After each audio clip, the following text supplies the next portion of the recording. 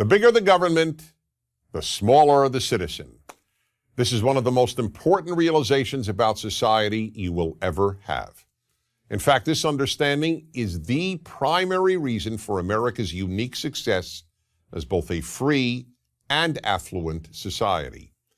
Everything gets smaller as the government gets bigger.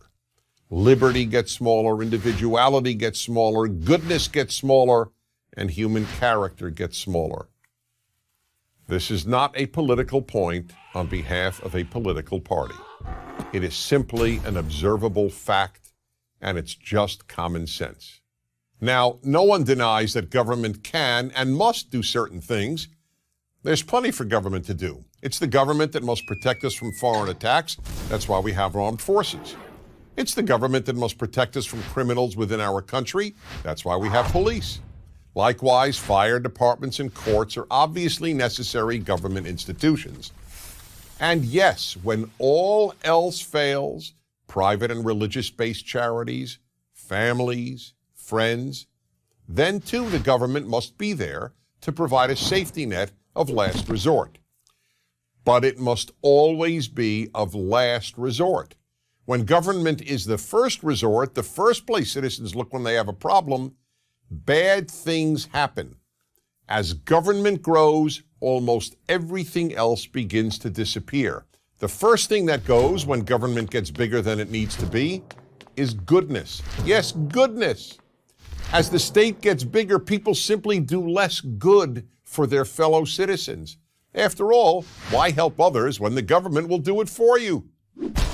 This is the reason that, as noted by the international nonprofit organization Charities Aid Foundation, and shown in study after study, Americans give more charity and volunteer more time to help others than do Europeans, not to mention just about everybody else in the world.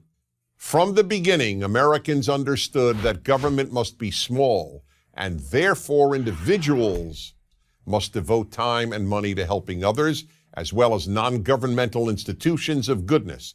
They have to be large and plentiful. Europeans, on the other hand, with their philosophy of big government, came to rely on the state to help their fellow citizens and even their own family members. The second thing that diminishes as the government grows is the character of many of its citizens. Just as taking care of others is a sign of moral character, so is taking care of oneself. Relying on others to take care of you when you are capable of taking care of yourself is just plain selfish and the very definition of irresponsible. And it gets worse. The more people come to rely on the state to take care of them, the more they begin to develop a sense of entitlement. A sense of entitlement is the belief that you do not owe others, but that others, in this case the state and your fellow citizens whose money supports the state, owe you. A sense of entitlement creates two other bad character traits: ingratitude and resentment. The more people expect to be given, the less grateful they will be for what they are given. And they get resentful when any of those entitlements are taken away. The third thing that bigger government diminishes is liberty. This should be obvious. The more government, the more rules, the less liberty. In much of Europe, for example, governments tell store owners how many hours they can keep their own stores open. That's right. In France and Germany, for example, you can't keep your own store open past a certain hour. And you can't open your store before a certain hour. And in the United States, the Federal Register was 2,620 pages long in 1936. By 2012, it contained 78,961 pages of rules and regulations.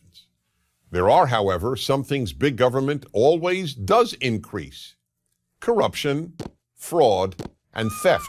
How could it not?